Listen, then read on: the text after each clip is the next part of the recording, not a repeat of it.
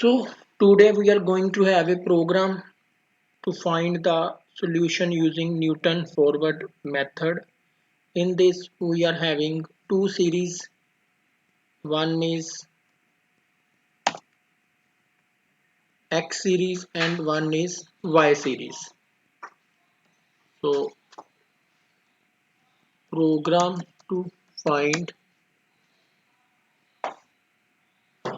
solution of the problem for interpolated value using Newton forward method.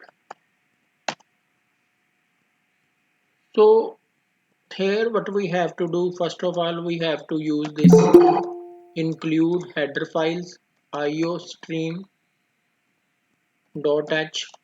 and then we have to use this include console input output.h file. Then we have to use this main function, and then we have to use two arrays. दो array हम use करेंगे, एक के अंदर हम x की value enter करवाएंगे और दूसरे के अंदर हम क्या करवाएंगे y सीरीज की value enter.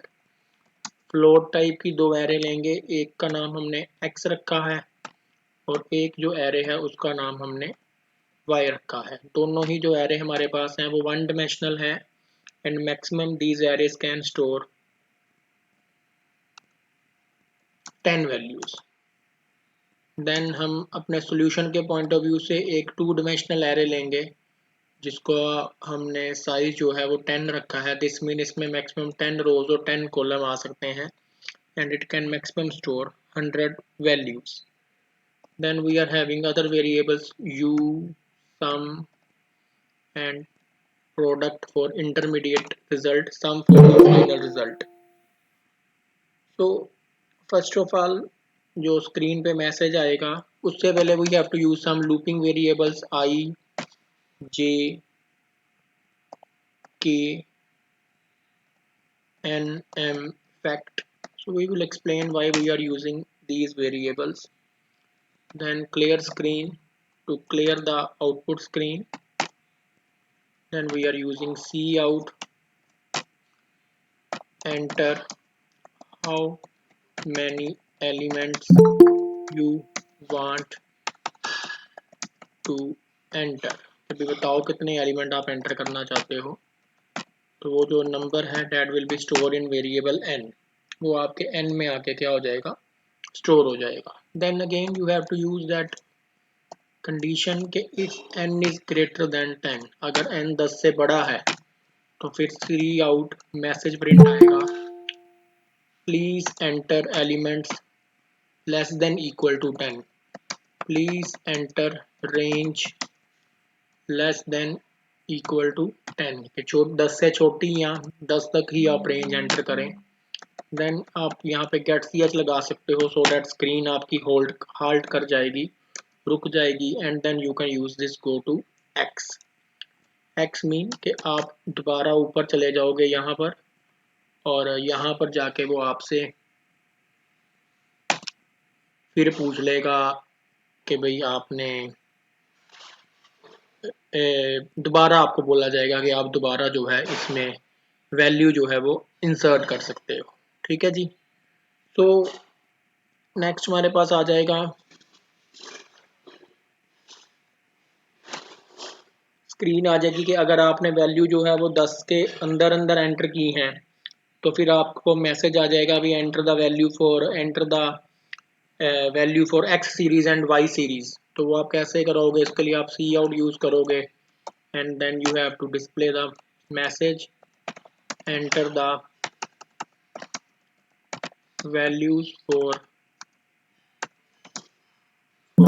y x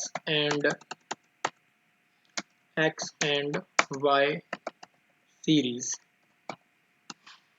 So you have to use this for I is equal to 0, I less than n, I plus plus. तो there are two ways, आप इकट्ठे भी वैल्यू एंटर करा सकते हो और अगर आप चाहते हो कि अलग अलग एंटर करानी है तो आप फिर दो बार लूप यूज करो और अलग अलग जो है वो आप x और y के लिए वैल्यू जो है वो एंटर करवा सकते हो। तो यहाँ पर क्या हो जाएगा कि जो आपकी x सीरीज की वैल्यू है और y सीरीज की जो वैल्यूज है, मतलब बेसिकली यहाँ पर क्या होगा कि एक बार आपको x की वैल्यू देनी पड़ेगी, एक बार आपको y की वैल्यू देनी पड़ेगी। लेकिन अगर आप ये चाहते हो कि पहले सारी x की वैल्यूज एंटर हों और बाद में सारी y की वैल्यू एंटर हो, तो फिर आपको यहाँ पर जो लॉजिक है उसको आपको थोड़ा सा चेंज करना पड़ेगा। यहाँ पर सिर्फ x की वैल्यू एंटर होगी एंड देन आपको दोबारा से लूप यूज करना पड़ेगा एंड फिर आप जो वैल्यूज एंटर कराओगे वो जो आपकी हैं वो आपकी y के लिए एंटर हो जाएंगे। तो अगर पहले वाला केस यूज करेंगे तो फिर एक वैल्यू x की देंगे, एक वैल्यू y की देंगे। लेकिन अगर हम ये वाला केस यूज करेंगे तो पहले हम सारी वैल्यू जो है वो x की एंटर करवा देंगे एंड आफ्टर दैट सारी वैल्यू जो हम एंटर करवाएंगे वो y की एंटर करवाएंगे। तो इस तरीके से बेसिकली क्या होगा कि you can enter the value of x series and the y series, x series और y सीरीज की वैल्यू जो है वो आप यहाँ पर एंटर करवा दोगे। एंड मोर ओवर यहाँ पर अभी हमने एक वो लेबल नहीं लगाया था x, तो वो x लेबल लगा दिया ताकि जब ये स्टेटमेंट चलेगी तो हम सीधा कहाँ पर चले जाएंगे, x मीन ऊपर चले जाएंगे, ऊपर मीन सॉरी यहाँ पर नहीं जाएंगे हम लोग। वो हमसे दोबारा पूछेगा कि आप वैल्यू एंटर करो, क्योंकि आपकी वैल्यू जो है वो रेंज के बाहर है, तो कंट्रोल जो है वो x पे चला जाएगा। गो टू स्टेटमेंट आपको पता ही है how we are using this go to statement. तो यहाँ तक बेसिकली हम लोगों ने क्या किया है, स्क्रीन पे मैसेज आएगा कि how many element you want to enter, आप एलिमेंट बताओगे, उतने एलिमेंट आप एक्स सीरीज में एंटर कर लोगे एंड उतने ही एलिमेंट जो है वो आप जो है वो वाई सीरीज में एंटर कर लोगे। देन मैसेज स्क्रीन पे आएगा भी enter the x value for which you required interpolated value of the y, कि आप एक्स की वो वैल्यू फाइंड करो जिसके लिए आपको वाई की इंटरपोलेटेड वैल्यू जो है चाहिए। तो आप यहाँ पर मैसेज आएगा value enter the x value for interpolation and then वो जो x वैल्यू है वो आपकी xv जो वेरिएबल है उसके अंदर जो है वो स्टोर हो जाएगी। नेक्स्ट सेम जैसे लार्गेंजियन मेथड में हमने किया था कि ये जो वैल्यू है वो पहली वैल्यू से छोटी नहीं होनी चाहिए और जो आखिरी वैल्यू एक्स सीरीज में है उससे ये बड़ी नहीं होनी चाहिए। तो एक कंडीशन लग जाएगी if x be less than x zero and x v क्या है, वो वेरिएबल है जिसमें आप अपनी वैल्यू एंटर करवा रहे हो जो आपने जिसको आपने इंटरपोलेट करना है greater than n minus one. तो फिर स्क्रीन पे मैसेज क्या आ जाएगा, प्लीज सी आउट,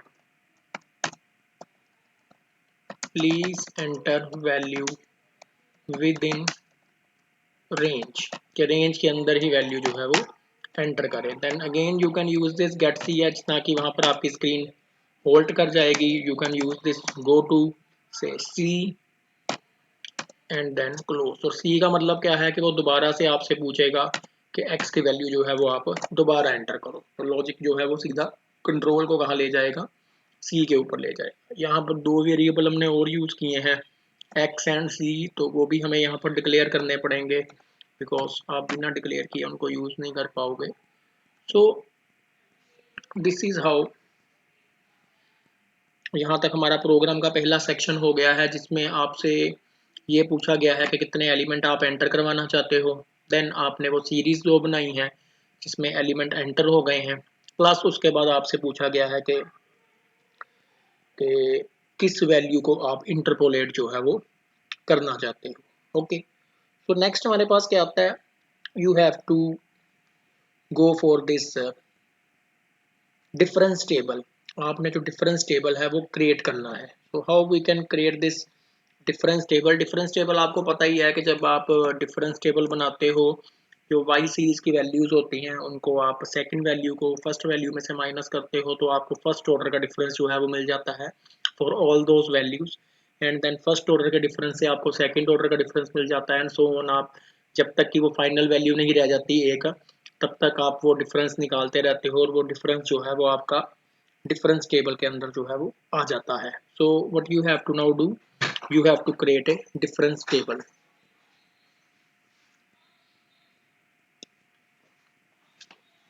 नो, एक आई का लूप जो है वो चलेगा i1 से लेके i प्लस प्लस तक, एंड इसमें हम लिखेंगे if xi greater than xb then break. No, break का मीनिंग बेसिकली क्या होता है, but is the meaning of break, break आपको क्या करती है, वो आपको करंट ब्लॉक से बाहर ले जाती है।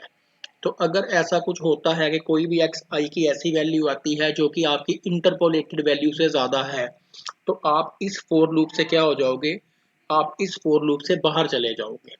Then k is equal to i minus one, k is equal to i minus one, k एक लूपिंग वेरिएबल है। And then we are finding u। No, what is u, u is that difference, वो difference है जिसको हम find कर रहे हैं।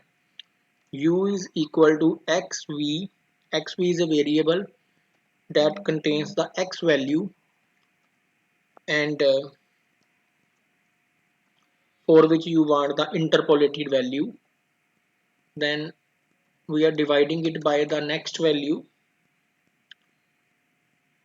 minus the current value, क्योंकि एक x के प्लस वन है, अगली वैल्यू को रिप्रेजेंट कर रहा है, एक k है वो प्रीवियस वैल्यू को जो है वो रिप्रेजेंट कर रहा है।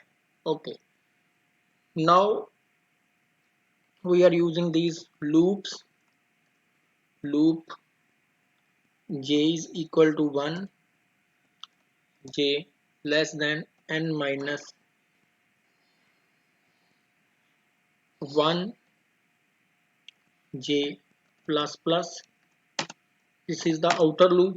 एंड जो इनर लूप है वो क्या है, for i is equal to 0, i less than n minus j, so i plus plus. तो यहाँ पर थोड़ा सा क्या है कि n माइनस j है, तो अगर j 1 है तो लूप चलेगा, i 0 है तो वो लूप चलेगा i n माइनस जे तक। i n minus J mean कि अगर n हमारे पास 3 है तो 3 माइनस वन, तो वो 2 तक चलेगा।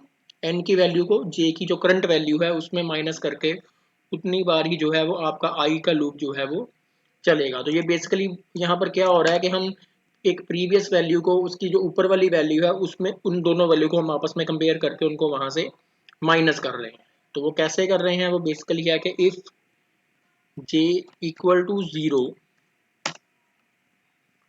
अगर j 0 है, now d, this is the difference table. तो d जो हमारे पास एरे आ रही है ये बेसिकली अपने अंदर क्या स्टोर कर रही है, this array is storing the difference table. जो डिफरेंस टेबल बनता है आपके y कॉलम के ऊपर, उस डिफरेंस टेबल को ये जो एरे है वो अपने अंदर स्टोर कर रही है।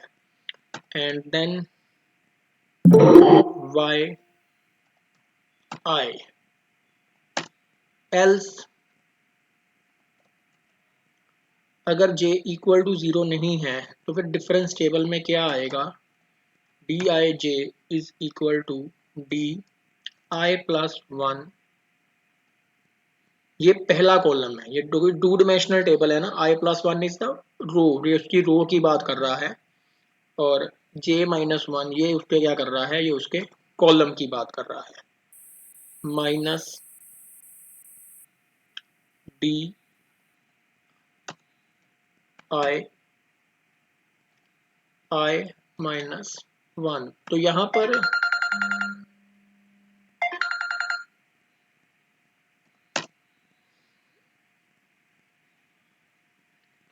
हम लोग बेसिकली क्या कर रहे हैं, we are basically finding the difference. तो यहाँ पर जो डिफरेंस टेबल है उसको जो है वो क्रिएट कर रहे हैं हम लोग, और डिफरेंस टेबल जो है वो यहाँ पर आपका क्रिएट हो जाएगा। डिफरेंस टेबल जो है वो इस लूप के बाद जो है डिफरेंस टेबल है वो आपका बन जाएगा।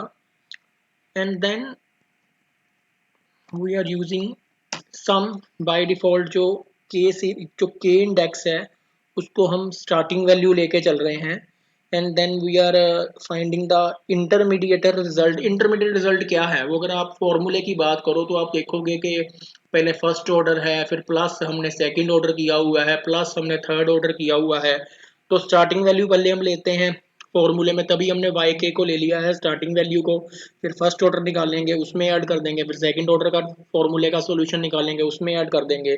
तो जो फाइनल सोल्यूशन है वो आपको किस में मिलेगा, वो आपको सम नाम का जो वेरिएबल है उसके ऊपर आपको फाइनल सोल्यूशन जो है वो मिलेगा। तो for i is equal to 0, i less than n minus k, i plus plus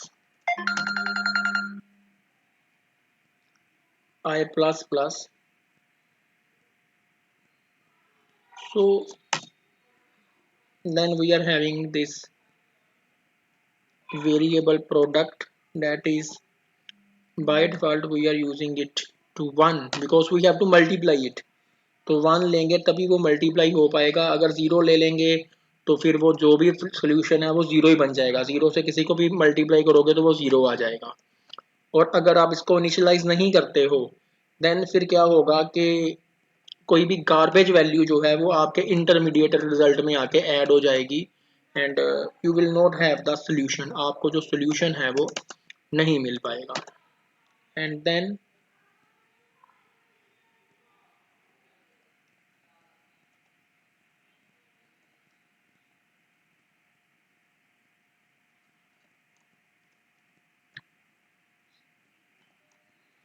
not that easy, ये लॉजिक जो है इसको समझना जो है वो इतना इजी नहीं है।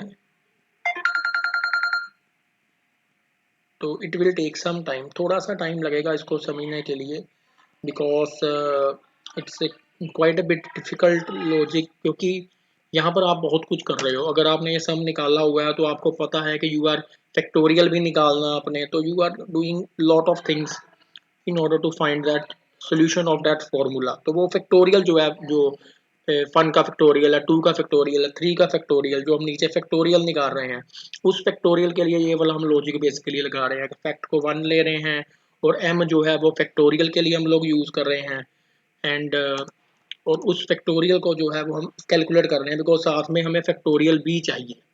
साथ में हमें फैक्टोरियल भी चाहिए। अगर आपको वो फॉर्मूला याद होगा तो उसमें आप फैक्टोरियल भी निकालते हो। That's why we are using this.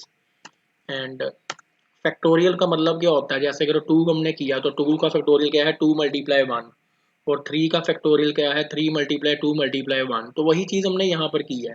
हम लोगों ने क्या किया है, फैक्ट को हमने ले लिया है वन, तो उसके बाद एम वन है, एम लेस देन आई है, एम प्लस प्लस है, तो वो फैक्टोरियल उल्टा चलेगा। वन का वन आएगा, टू का टू आएगा, थ्री का सिक्स आएगा। अगर फोर आता है तो उसका फैक्टोरियल फिर आपका 24 आ जाएगा। तो इस तरीके से वो four multiply three multiply two multiply one हो जाएगा। तो वो आपका फैक्टोरियल जो है वो इस तरीके से 24 आ जाएगा। तो यहाँ पर हम लोगों ने क्या किया है, हमने फैक्टोरियल जो है वो फाइंड कर लिया। आई का बेसिकली फैक्टोरियल, एम का फैक्टोरियल जो है वो हमने फाइंड कर लिया है as per the requirement of that formula. And then we are using this some.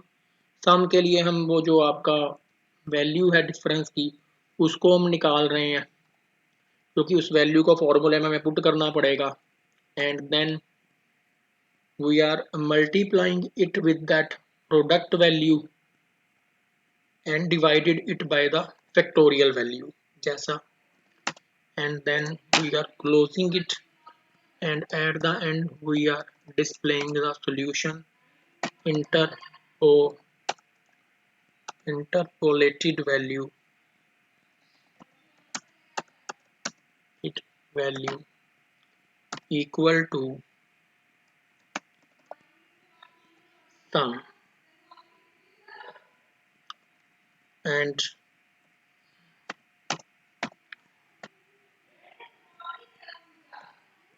now we are using this get ch, ताकि आपकी जो स्क्रीन है वो होल्ड कर जाए, आपको सॉल्यूशन नज़र आए।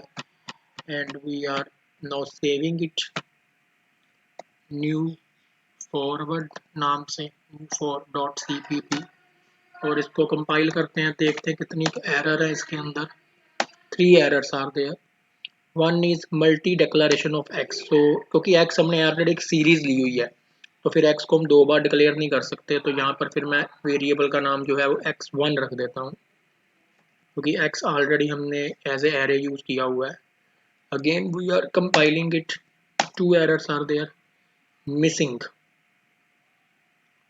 so why missing, because bracket हमने ओपन नहीं की, ब्रैकेट सिर्फ क्लोज की है, ब्रैकेट ओपन नहीं की। So again we are compiling it, 1 error, and this is expected. Expected mean जो ब्रैकेट है वो हमने यहाँ पर क्लोज नहीं की। So this is, now we are compiling it, no error. एक बार इसको दोबारा सेव कर देते हैं, ट्राई टू रन इट। कितने एलिमेंट एंटर करवाने हैं आपने? 4। एक्स के लिए पहले सीरीज एंटर करा दूंगा, अब वाई की सीरीज एंटर करवा दूंगा, and then enter the interpolated value. मैं कर देता हूँ 3.5, तो 43 जो है वो वाई का जो है रिजल्ट जो है वो हमारे सामने आ गया है। तो दिस इज कि जब x की वैल्यू 3.5 है तो y की वैल्यू जो है वो आपकी अप्रोक्सीमेटली क्या है, 43 आएगी।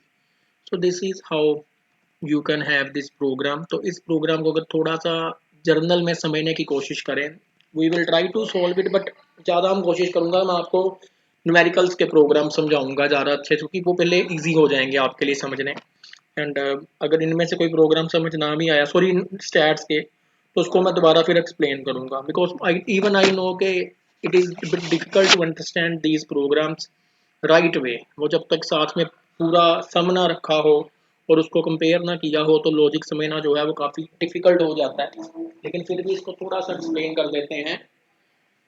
यहाँ पर 2 एरे लिए हैं, एक एक्स सीरीज का, एक वाई सीरीज का। डी एरे जो है वो डिफरेंस टेबल की वैल्यू अपने अंदर स्टोर करता है। पहले वैल्यू एंटर करवाई जाती है, कितने एलिमेंट एंटर करने हैं, उतने एलिमेंट आपके एक्स में एंटर होंगे, उतने ही एलिमेंट जो आपके हैं वो आप वाई में एंटर कराओगे, उतने ही एलिमेंट आप अपने वाई में एंटर करवाओगे। And then